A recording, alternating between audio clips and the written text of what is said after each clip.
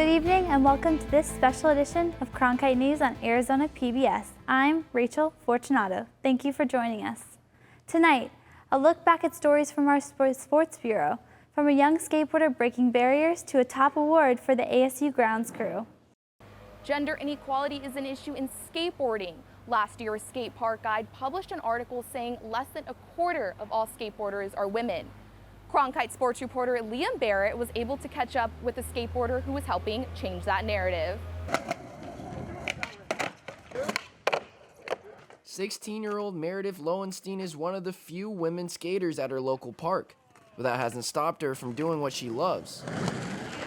99% of the time I'm pretty outnumbered. I don't really mind it though, because I'm usually friends with people at the skate park. I've been able to skate with some girl skaters. It's just definitely more rare. Despite now being an Olympic sport, Skate Park Guide says just 16% of serious skateboarders are women. It takes courage to be a female skateboarder, and that courage impacts others. I think that seeing that someone else can do it makes them think that they'll be able to one day. You know, older girls do it and be really successful, whether it's on social media or in real life. I think that's a push for a lot of younger girls to get into it. It takes a specific type of person to enact change. Trailblazing isn't for the weak-minded, something her dad says she's never been.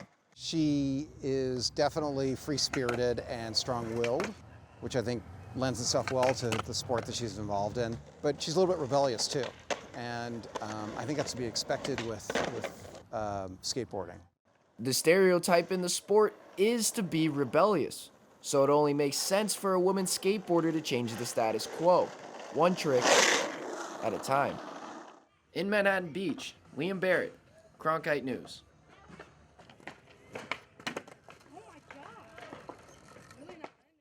The Paris Summer Olympics will have skateboarding for both women and men. This is the second Olympics in the row that will have the sport. Memorial Day is a time to remember and a time of tradition. And one of those traditions is the annual flagging ceremony to decorate graves at Arlington National Cemetery, as Elsa Horteras reports from Washington Bureau. When Connor Xerxes joined the Air Force a year ago, he may not have thought Arlington National Cemetery would be a part of his service, but that's where the former Buckeye resident found himself 5 a.m. Thursday. I'm definitely a small part of, there's tons of people out here today, so many headstones, so many more people. I'm a very small part, but I definitely feel like I am making a difference. Xerxes was here for Flags In, the day every year when military members plant flags on every one of the more than 200,000 Arlington graves in honor of Memorial Day. 1,200 soldiers and sailors hauling backpacks stuffed with small American flags fanned out through the rows of headstones, walking and planting a flag, then moving to the next one and planting another flag. And the more time I spend in the cemetery, the more opportunity I have to walk these hallowed grounds, the more I learn about the stories of some of these individuals. And in getting to do this and participate a third time now, I start to walk past headstones that I remember the stories of. Flags In has been an annual event since 1948. Soldiers work mostly alone, using a boot to mark the distance from the headstone before planting a flag, often pausing at a grave to honor the veteran buried there. And the opportunity to place flags down for the people that came before me, which filled me with joy. For Xerxes, it's a time to honor and a way to connect with home while he's far away. Every headstone has their place of origin, so I look out for those places, see if, people who were also from Arizona. The flags will remain until the day after Memorial Day, when volunteers will remove all 220,000 flags. Until next year at Arlington National Cemetery, Elsa Horteras, Cronkite News. With Memorial Day on Monday, we encourage you to engage in your own traditions as we remember those lost and celebrate those still here.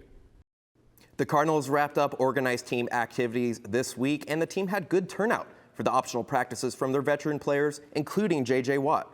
Cronkite News reporter Brianna Garcia has more on Watt, who's had a busy offseason. J.J. Watt is hoping his second year with the Cardinals gets off to a better start. Watt separated his shoulder just 7 games into the 2021 season. The mindset for the 33-year-old this summer is waste no time.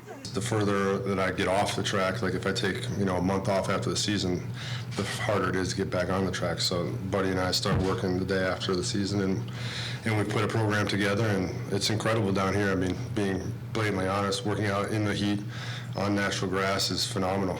Head coach Cliff Kingsbury is looking forward to having the veteran defensive end back on the team roster as he provides much-needed leadership. I think we were 7-0 when he was rocking, full go, and he was up there on the pressure rate, and he brings so much more to the team. Like I've said it before, kind of has that Brady effect where when guys are on the field with him, they don't want to let him down. Watt isn't just studying defensive schemes this summer. The new dad-to-be is getting tips from teammates about how to manage diapers. Dad! Papa! Bro, I got you, bro. I got a book written down. It's got a little blood, a little tears on there, but it's a handwritten book that's step for step for you, bro. I got you. Don't even worry about it. Get you a diaper cake and everything. Watt says he's excited to be a dad and excited for the new season ahead. In Tempe, Brianna Garcia, Cronkite News. The Cardinals will hold a mandatory minicamp for veterans and rookies next week. Then players will be on their own until training camp begins at the end of July. A local standout runner, Dayton Carlson, was named to the Arizona High School Gatorade Boys Cross Country Athlete of the Year. Now he's heading to the NCAA National Championships for the Sun Devils as the lone freshman in the 800-meter race. Cronkite News reporter Lauren Green has the story on Carlson's journey to this moment. Dayton Carlson was a local running star who came out of Castile High School with dominance in multiple races, winning the 800, 1600, and 3200 meters at state just a year ago. As a freshman at Arizona State this year, Carlson's talent was no surprise for head cross-country coach Patrick Hinner. I mean, he was running some really fast 4x4 splits in high school for a distance runner. He had a great cross-country seasons, a very good 2-mile. So when somebody has that kind of range, it definitely indicates a lot of talent and a high ceiling. In a race that came down to the wire, Carlson took the silver in the 800 at the Pac-12 Outdoor Championships, running at 1:48.98. A week later at the NCAA Western Preliminary Meet, he ran a personal record of 1:47.79 that punched his ticket to the biggest stage in college track. I think it's going to be fun to get out there and get some experience with the top guys in the nation. I'm really excited for it, and I think I can make it to the final round and do really well. Dayton's claim to track started from a young age in Gilbert. Dayton's been running since he was in kindergarten. He brought home a little blue first place ribbon from running club, and he just kind of took off from there. The 19-year-old developed a natural leadership in the sport, which stemmed from being the oldest of 3 kids and learning responsibility at an early age. He's been raised in a single parent home, and with that comes a lot of challenges. He's had to take a lot of leadership. But it was his high school coach at Castile, whom Carlson had known since kindergarten, that helped take his running to the next level. And so his national meet debut came as no surprise to Coach Lemieux. Nothing surprises me with that kid because he is an extremely hard worker, and he sets his goals very high and works very hard to achieve those goals. Seems like every time Dayton crosses the line, he's moving his way up the Sun Devil leaderboards. And no matter how he does at the NCAA championships, he's already made some ASU history with the times he's clocked so far this season. I'm really excited to keep going with this because so far I've been able to, I think I'm number 4 on ASU's 800 list, and it hasn't been touched since 2012. So I'm ready to touch more of those leaderboards in the next couple of years. In Tempe, Lauren Green, Cronkite News. Carlson makes his NCAA debut tonight at 6:14 at Hayward Field. 4th-ranked ASU was expected to do well in the NCAA men's golf tournament, but few thought they would make it to the finals. Now the Sun Devils find themselves vying for a national championship as they teed off against Texas today for the title. Let's head out to Greyhawk Golf Club in Scottsdale, where Cronkite News reporter Kyle Betts has more on the Sun Devils' improbable run. ASU and Texas are currently neck and neck at the NCAA Men's Golf National Championship here at Greyhawk Golf Club. It's been an exhilarating past few days. For ASU, they've had to overcome some deficits, and their own Cameron Sisk tied for 5th individually. But what's been key for them has been their clutch performances. ASU opened quarterfinal match play against the country's #1 team in Oklahoma. With the match tied at 2, the 7th seed Sun Devils were able to capitalize. Cameron Sisk drained this birdie on number 19 to advance to the semifinals.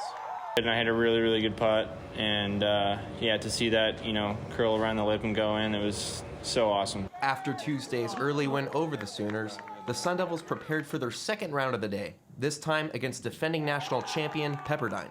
With Preston Summerhays and David Puig securing wins for the Sun Devils, fifth-year senior Mason Anderson needed to win yet another playoff hole to send ASU to the championship match. Special. It's something you think about all year long. So, yeah, it's really special to be one win away from national championship. Sun Devil and Longhorn golfers have been battling triple-digit temperatures all week long, but so have the fans. They've been out here all week to show their support. You can continue to follow the competition here and the winner at Sports Cronkite on Twitter. In Scottsdale, Kyle Betts, Cronkite News. ASU has been masterful on the greens. Players have made a combined 52 birdies overall, with Mason Anderson tied for first in the tournament with 12 birdies. Preston Summerhays sits at third overall with 11, and Cameron Sisk is 13th with 6 overall. The Women's College World Series began Thursday with 3 Pac-12 teams competing in Oklahoma City. The University of Arizona faced off against Oklahoma State in their first appearance under new head coach Caitlin Lowe. The University of Arizona dropped its first game of the Women's College World Series to Oklahoma State in a 4-2 loss, leading 2-1 heading into the bottom of the 6th inning. Carly Petty sent a 3-run shot over the center field fence to secure the victory. But both of these teams had great support systems heading into today. Mike Condrea made an appearance with Jenny Finch for the University of Arizona, and Oklahoma State brought dirt from its own field. We talk after wins and losses, and that's the greatest thing about him. You know, he's there when it's hard, and he's there in the good times as well. And he will always, I will always probably annoy him too much and ask him too many things, but it's just amazing to have his support, and he's been with this team throughout this entire season. Us not getting our heads down is the biggest thing. We played an amazing game, and it was one pitch that changed the difference. And you take away that pitch, and it's a different game.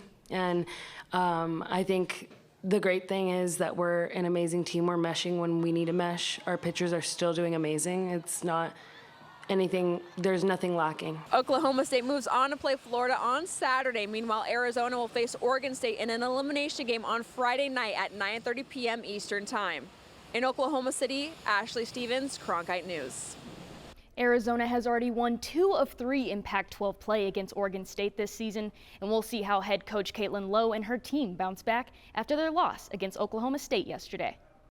The NCAA Track and Field Championship begins on Wednesday, and the Sun Devils will be well represented. Cronkite News reporter Lauren Green hit the track to see how the ASU team is preparing for one of its biggest events. After the Western preliminary qualifying meet in Arkansas, the Sun Devils punched 11 tickets to Tracktown, USA, or Eugene, Oregon. This is the most ever under head coach Deion Miller's tenure at Arizona State. As a head coach, it feels good, you know. Of course, we wanted more, you know, but I do think that, we had the opportunity to, display what this team is about, and I'm excited. 4 freshmen will be representing Arizona State at this meet, including sprinter Adriana Tatum. She's the second fastest freshman in the country in the 200-meter dash that qualified her for nationals, setting a personal record at 22:77. It's kind of crazy because I didn't think I was going to end up here at all. I thought Pac-12s was going to be my top.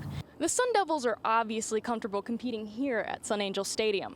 But after competing in Oregon at the Pac-12 championships, they'll have a little bit of familiarity at Hayward Field, where they'll be running, jumping, and throwing at the NCAA National Championships. I definitely feel way more comfortable that I was able to run a few races already there. On the women's side, ASU will have representation in the 200-meter dash, along with shot put, discus, and hammer throw. And for the men, we'll see Sun Devils in the 400, 800, 5K, high jump, shot put, and discus. With the quad group of freshmen representing a portion of these Sun Devils, ASU track and field could have a high ceiling in years to come. It's been a long haul to get the freshmen here, and I think you see the future is bright, for Arizona State track and field in terms of, what a wonderful performance by all of our freshmen. From Tempe, Lauren Green, Cronkite News. 5-2 loss to Texas in their third game of the Women's College World Series. First-year head coach Caitlin Lowe earned her first win in the series against Oregon State, and Cronkite News reporter Ashley Stevens tells us about the important mentor watching her every step. The Women's College World Series drew a record 12,533 fans watching softball players from all over the country compete to win a national championship. Mike Condrea, the winningest coach in NCAA history, made an appearance to watch his former team. There's a personal interest in watching all of these teams compete, and I'm just really pleased that I was able to choose something that I love to do, and that was the bat and ball game, and never worked a day in my life. And I feel like right now I'm the luckiest man on the earth being able to watch this and share in Caitlin's journey now. 4 years spent under him as a starting outfielder, 9 years under his coaching staff. What Caitlin Lowe took from Coach Condrea happened to be off the field rather than on the field. You know, Coach Condrea always talked about this being about people, and I think it's so important. The relationships are what matters, and the X's and O's are great, but like pouring into people, and I don't mean 18 people on the team. I mean support staff and everyone that goes into making this program tick. Those are the things that make it rewarding. It's not always just helping someone be better at the plate. It's about, you know, helping them be better people. She checks every box, and so I was very, very happy that she got the opportunity to take over the program, and this program will get better and better and better with her. So now it's a matter of going out and recruiting the right kids and going back to work. 3 consecutive trips to the Women's College World Series, and the University of Arizona is looking to make it a 4th. In Oklahoma City, Ashley Stevens, Cronkite News. Arizona State and the University of Arizona will have to wait until next season for a shot at the national championship title. I'm Ruby Aurora. He's an NCAA wrestling champion, former ASU star and current Guinness World Record holder. Now Anthony Robles is trying to defy the odds once again. Cronkite News reporter Lauren Green was on hand for his latest arm curling quest. It began at 9 a.m., a quest to do the most pull-ups in 24 hours to break the Guinness World Record, 7,716 to be exact. But just 9 hours into the event that was live streamed on the Guinness YouTube channel, Anthony Robles dropped to the ground, unable to go on. Coming out of my break, everything was good. You know, our plan was to hit 8s and 6s, and that was just padding that buffer that I already had. And I think it was my 4th set in, I just felt something pop in my left bicep. We got it checked out. We could feel some sort of separation there, and sucks. A disappointing finish for the former ASU wrestling star, as Robles was a couple hundred pull-ups ahead of pace to beat Brandon Tucker's 2019 record. Friends and family were on hand in support of Robles, who spent over 2 years training for the event. I'm going to be here for these next few days as he kind of decompresses, and I'm sure everything's going to be hitting him, but you know, that's what a spouse and a partner is for. Despite Robles falling short of this world record, there was still a victory seen in the mere attempt to accomplish the impossible. Some people just don't even try because the fear of failure, and that's not him. And I can't say that he failed today. Robles completed 2,721 pull-ups with around 15 hours left in the competition. While Robles fell short of this attempt, in due time, we could see him making another strive to break this record in the future. Even though I call him my Superman, he's human, and you know, we all face challenges, but that's his message. He'll be back. Reporting from Phoenix, Lauren Green, Cronkite News. Robles still holds the world record for most pull-ups in 1 minute with an 80-pound weight added. His other record, most pull-ups in 1 minute with a 60-pound weight, has since been broken. A lot of drama in the Mercury game and a close one in Los Angeles as the Sparks just beat Dallas by 2 points last night. Liz Cambage is arguably the most physically imposing player in the WNBA, and her personality is as big as her stature. Cronkite News reporter Liam Barrett is in our Los Angeles bureau with more on the Sparks Center. 6'8" Liz Cambage has a huge presence on and off the court. She's gotten attention for her modeling career and her outspoken personality. And that personality hasn't changed since her arrival in Los Angeles. The space to go and drive. We have shooters on the perimeter who knock down shots. We got Liz in the We got Liz in the paint. We got Nick. You know, we have pieces to where we have to keep you honest on defense. The big personality keeps her in the public eye, good and bad. Cambage was caught on video elbowing a Nigerian national team player almost a year ago. She's also accused of using a racial slur during that incident.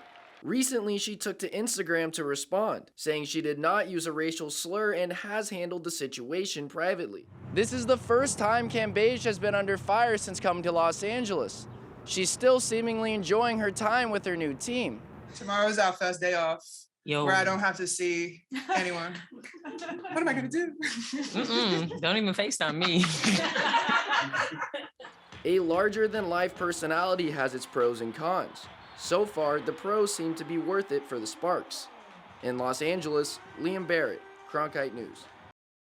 Phoenix Mercury head coach Vanessa Nygaard has had a rough start to her first WNBA season as head coach with 7 straight losses until Sunday. Cronkite News reporter Ruby Aurora looks at how Nygaard hopes to turn things around. Mercury has been in retrograde, and it's not as simple as wins and losses this year, and Coach Vanessa Nygaard is very much aware. I mean, every day is something new here.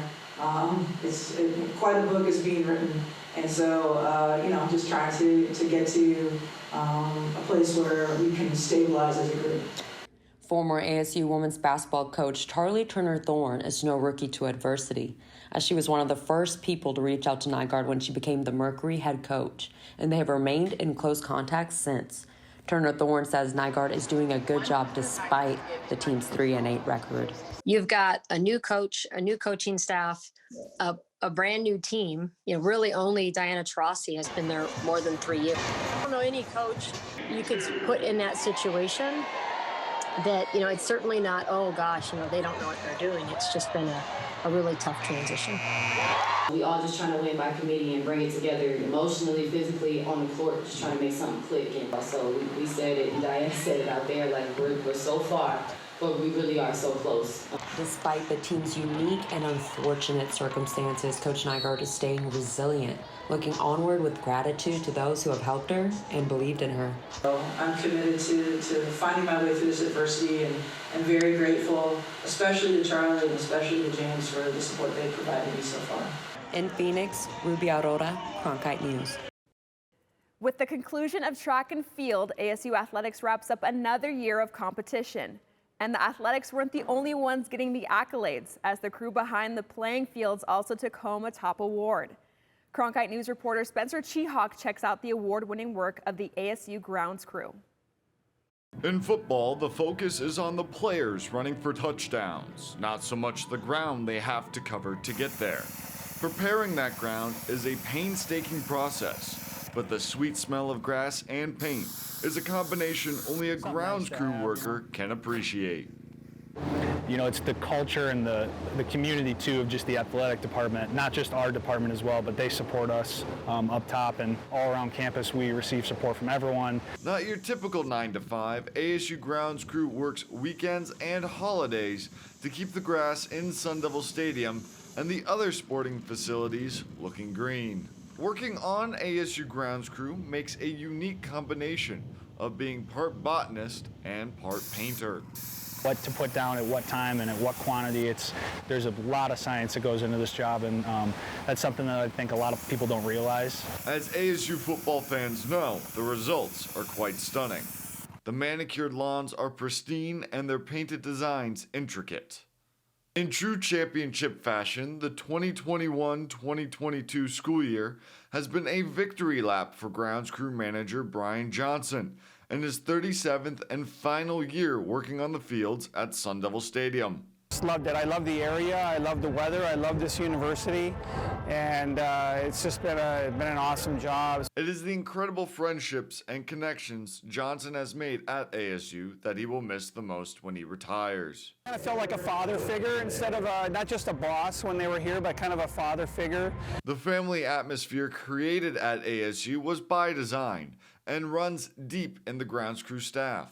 No matter what part of the job it is, the crew makes sure to get it done, having won the 2021 Fields of Excellence Award, given to the top athletic and community fields in the country. In Tempe, Spencer Chiok, Cronkite Sports Report. That's it for Cronkite News tonight. Thank you for joining us. And for top Arizona stories anytime, go to cronkitenews.azpbs.org.